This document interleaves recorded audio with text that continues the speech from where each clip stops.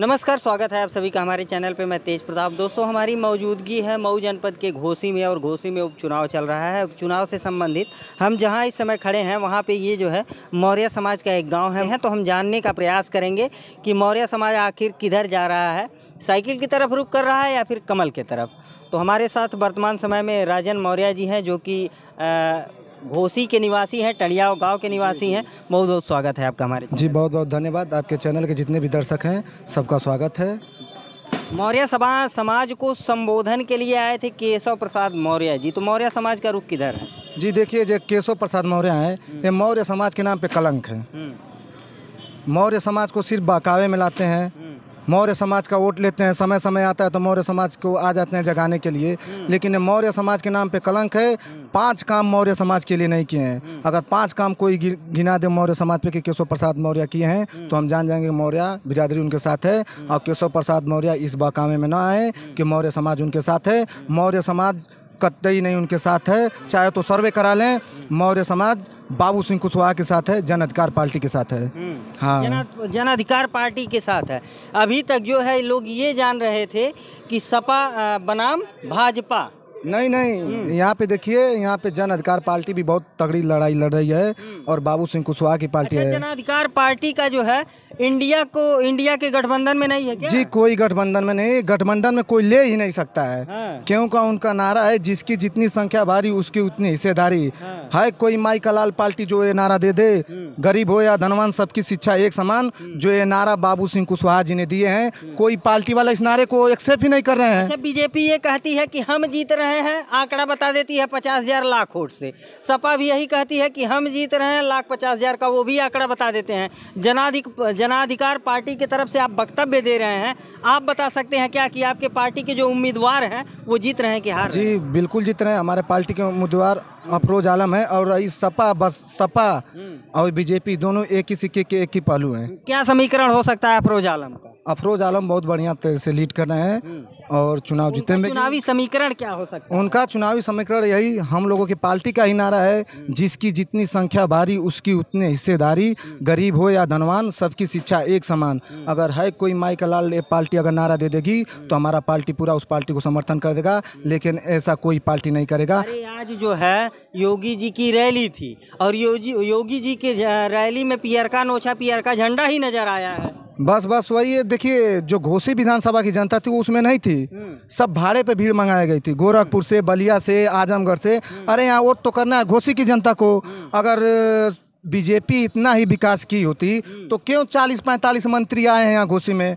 अगर बीजेपी विकास की होती तो जनता ऑटोमेटिक उन लोगों को वोट मारती। लेकिन बीजेपी यहाँ पे कोई विकास नाम का चीज़ें नहीं है, कुछ नहीं किया है। आप देख सकते हैं यहाँ पे बगल में जाएंगे तो कोल्ड स्टोरेज पड़ेगा, वो बंद पड़ा है।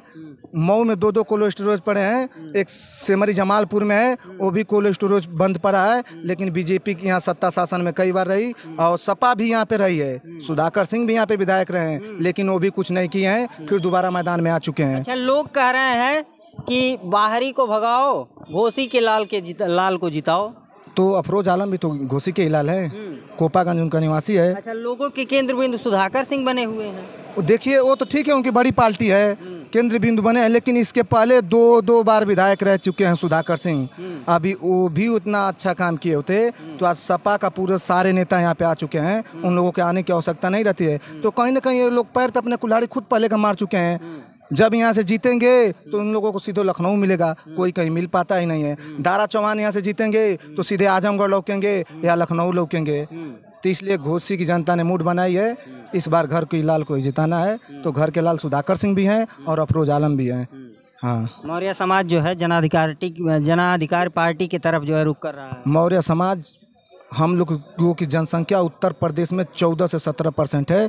जिसकी चाहेंगे तो सरकार बना देंगे, जिसकी चाहेंगे तो सरकार गिरा भी देंगे, इतना हैसियत रखते हैं। केशव प्रसाद मौर्य जी जब आते हैं बयान देते हैं कि समाजवादी पार्टी अब समाप्तवादी पार्टी हो गई है, इसी में जनाधिकार पार्टी भी आ जाती है, तो कहीं ना कहीं वो भी निशाना साध रहे हैं कि नहीं तरफ विपक्ष की तरफ। देखिए, केशव प्रसाद मौर्य बोले हैं ना, समाज के लिए अगर कोई 5 काम किए होंगे तो मैं गुलामी लिखवा लूँगा।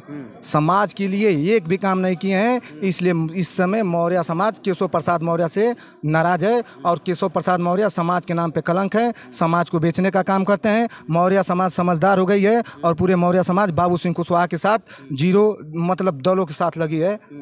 हाँ, मौर्य समाज का एक नेता जो कि एक विधानसभा से निकल करके और आज उप मुख्यमंत्री बना हुआ है, तो मौर्य समाज को गर्व है, कैसे कह रहे हैं? अरे वो अपनी सीट तो बचा नहीं पाए, गर्व वाली बात है, लेकिन समाज के लिए अगर काम करते तब ना गर्व वाली बात रहता।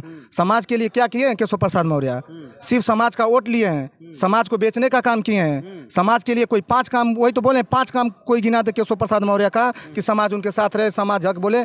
कहीं देखिए मौर्य आए हैं उत्तर प्रदेश से, यहाँ पे प्रचार कर रहे हैं, लेकिन कोई किसी मौर्य के घर नहीं जा रहे हैं। अच्छा, ये जो चुनाव चल रहा है, इस चुनाव में आपको क्या लग रहा है, जातिगत रणनीति है या फिर विकास मुद्दा? यहाँ पे जातिगत चुनाव हो रहा है, भरपूर जातिवाद चुनाव हो रहा है और घोसी का विकास इसीलिए नहीं होता है।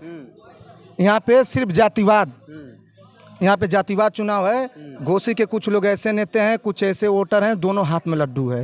अगर सुधाकर सिंह जीतेंगे तब भी और दारा चौहान जीतेंगे तब भी, ठीक ना। कुछ लोग ऐसे ऐसे तीतर समाज के लोग घूम रहे हैं जो समाज को बदनाम करने का काम करते हैं। और मौर्य समाज अगर चाहे तो किसी से भी सर्वे करवा लीजिए, पूरे उत्तर प्रदेश क्या पूरे भारत के मौर्य समाज जन अधिकार पार्टी बाबू सिंह कुशवाहा के साथ है। देखिए 2023 में अक्टूबर में चुनाव है, मध्य प्रदेश की हर एक सीट पे जन अधिकार।